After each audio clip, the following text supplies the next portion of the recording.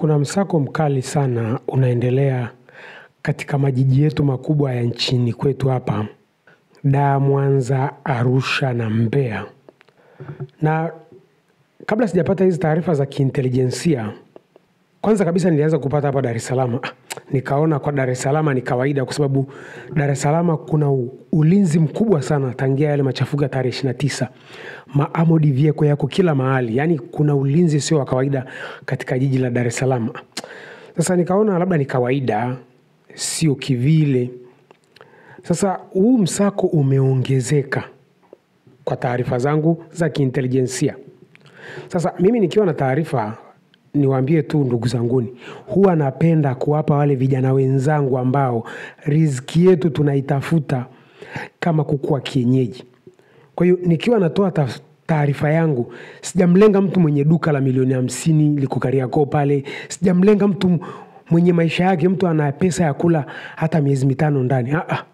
Taarifa yangu inalenga vijana wenzangu ambao riziki yao ni ya kusagura sagura. Asipoamka atakufa njaa ndani. Kwa hiyo siwalengagi nyie wenye maisha yenu. Tuelewane kwanza. So hii taarifa nawapa wale marafiki zangu ambao riziki yao ni ya kupambana kama kuku wa kienyeji. Iko hivi ndugu zanguni. Huu msako umekuwa mkali zaidi kulingana na huu mkwara wa tarehe 9 mwezi huu wa Disemba.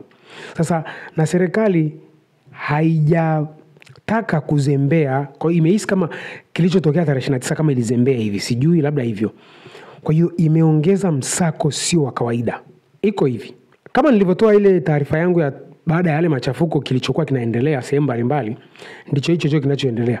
Ila sasa wameenda mbali zaidi. Wanaingia mpaka viwandani, kwenye masaiti, pia kwa kina bodaboda ndio kawaida kabisa.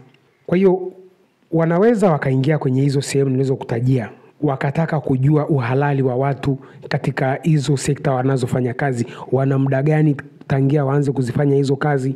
Kwa hiyo kitu cha kukusaidia wewe mpambanaji mwenzangu ni kwamba uwe na NIDA.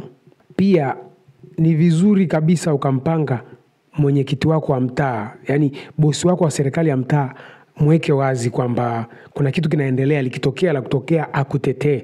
Huyo ni mtu mwenye nguvu kuliko wote. Yani mwenyekiti wa mtaa wako akisema kwamba anakujua zaidi ya miezi 7 miezi 8, wewe ni mkazi wake, ina nguvu sana kuliko hata hiyo NIDA na hivyo vitu vingine, kwa sababu serikali inajua sisi tunaishi kidalali. Kwa hiyo ukisema tu mimi ni Mtanzania na NIDA, haina nguvu kama kusema kwamba bana, mimi mwenyekiti wangu ananijua, huu ni mwezi wa 7 wa 8 niko pale kwake, nimeoa na nini.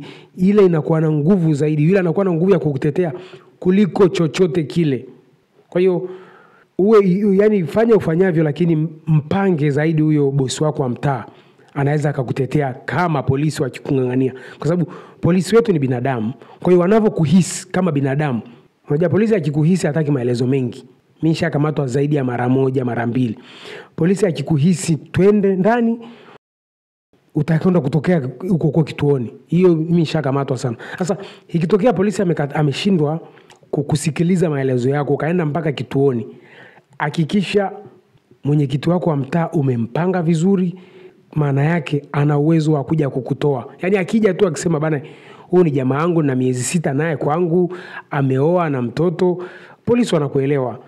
Lakini ukisema tu mimi na NIDA, ni mkazi wa Tanzania, nimehamia juzi, tena ndo kabisa unaonekana nyinyi ndo wale ambao mmegaiwa fedha kwa ajili ya kukinukisha hiyo tarehe 9, kwa sababu kuna fedha zinasambaa mtaani. Wala sitaki kukataa alichokisema waziri mkuu, ni kweli.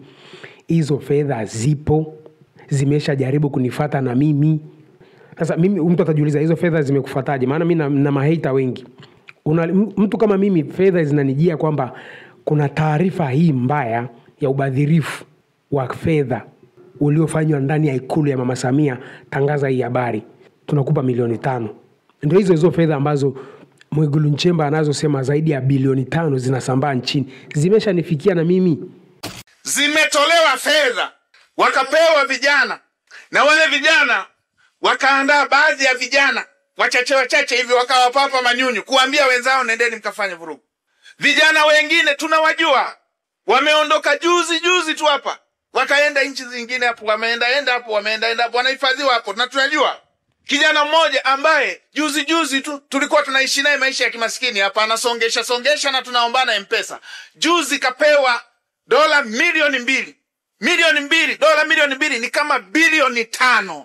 Kijana wa Kitanzania, na katoka na maisha ya hapa ya Kitanzania. Sasa anabadili hoteli tu za kitalii. Aende Johannesburg, aende Nairobi, aende wapi. Kijana wa Kitanzania unakaa miezi 3 kwenye hoteli ya kitalii. Na unaitisha na wenzako wanaokubali, njoni na nyie njoni, wanakaa kwenye mahoteli. Ugaibuni. Hata hapa Arusha tu kijana wa Kitanzania, Watanzania nao wafahamu, uwezi ukakaa miezi 3 hotelini. Wanakaa bilioni 5. Bilioni 5 ni milioni 5 na 1,000. Ni milioni 50, 100. Ni zahanati 100, vijiji 100, ni zahanati ya kujenga vijiji 100. Ni fedha ya kujenga vituo vya afya vya milioni 500, 10. Anapewa kijana mmoja na anatunzwa, anaambiwa wewe kazi yako hii fedha, nunua petroli, ratibu namna ununue petroli uwape wenzako, wahamasishe wachome nchi yao. Yule anayetoa hiyo fedha atairudishaje? Huyo mmoja akapewa bilioni 5. Vijana wako wengi hivi wamepewa. Yule anayetoa hayo mabilioni yote hayo kuwapa vijana atazirudishaje? Kwa nini hatujiulizi? Kuna mchezo tunachezewa. Kwa nini hatujiulizi atarudishaje? Mwalimu Nyerere aliwahi kusema, Mtanzania wa kawaida hawezi kununua watu kabla kwanza yeye hajanunuliwa. Wale wanaowapa hii fedha watarudishaje? Wana nini? Wana maslahi gani na nchi yetu? Mnaita maandamano. Kiongozi wake alikuwa nani? Waliandamana kutoka wapi kwenda wapi? Ajenda yao ilikuwa ipi? Tumejiuliza? Tunachonganishwa mno. Kuna jambo watu wanatafuta. Kuna mchezo wanatuchezea mbaya. Kuna jambo wanatafuta. Sasa mimi wao watu kunifuata wanajua kabisa mimi ni big brain. Hawezi kunijia kwa maana kuna kitu kinafanyika, wanaambia bana kuna taarifa hii hapa ya serikali yako ambayo unaitetea. Tangaza hii taarifa tukupe milioni 5. Sasa you can see hiyo inaitwa polarization of the society. Ni polarize. Samia ni mwizi, kwa nani ajui? Lakini tunamtoa Samia, tunamweka nani? Tumweke Tundu Lissu? Tumweke Zitto Kabwe? Tumweke mzee wa Ubwabwa? Samia ni mwizi. Sisi tunataka tumtoe Samia, tukae sisi tumiliki rasilimali zetu. Kwa hiyo tuelewane kitu kimoja. Fedha anazosema Mwigulu Nchemba bilioni 5 ziko nchini, zimeshaingia, zinasambaa, na mimi pia zimeshanikuta. Kwa point ni kazi ya hizi fedha ni kutupolarize. Ni kutufanya tuichukie serikali. Serikali tunaichukia, sawa. Serikali ni mbaya, sawa. Tunataka tuitoe serikali, tumweke nani? Kwa sababu waliobaki wote ni wale tu. Tunachokitaka sisi ni kuitoa serikali, tuchukue mali zetu tuzitunze sisi.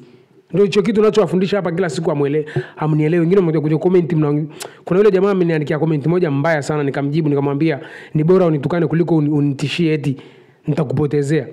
Mimi sitengenezi maigizo babu. Mimi hapa nakufundisha ni namna gani tutalichukua ile taifa letu, tutunze rasilimali zetu, watu wasitudalalie. Kwa hiyo point yangu ni kwamba msako upo, jiandae na vitambulisho, mweke baba mwenye nyumba yako vizuri, baba mwenye nyumba kama umepanga, mwenyekiti wa mtaa wako mpange vizuri, likitokea la kutokea aje akutetee. Pili, fedha zipo kama alivyosema Mwigulu Nchemba, zinasambaa na mimi zimeshanikuta. Kazi ya hizo fedha ni kutupolarize. Mimi ni big brain, naelewa kinachofanyika. Samia kwetu ni mbaya, lengo letu ni tumtoe Samia, tumiliki rasilimali zetu, na sio tuwaweke madalali wengine. Tunamilikije nchi yetu? Nishawaambia JKT lazima imiliki nchi nzima. Hatuko hapa tumpe Zitto Kabwe, tumpe Ubwabwa, wote hao ni madalali tu kama Samia. So Watanzania, nchi yetu inawindwa kweli. Tuwe makini.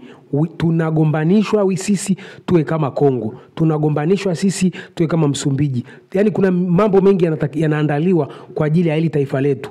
Samia ni mbaya, tukatai, lakini hatuwezi kumtoa Samia tumweke mtu wa Ubwabwa, hatuwezi kumtoa Samia tumweke Zitto Kabwe, hatuwezi kumtoa Samia tumweke Tundu Lissu. Tunataka tumtoe Samia, tuimiliki nchi yetu sisi wenyewe.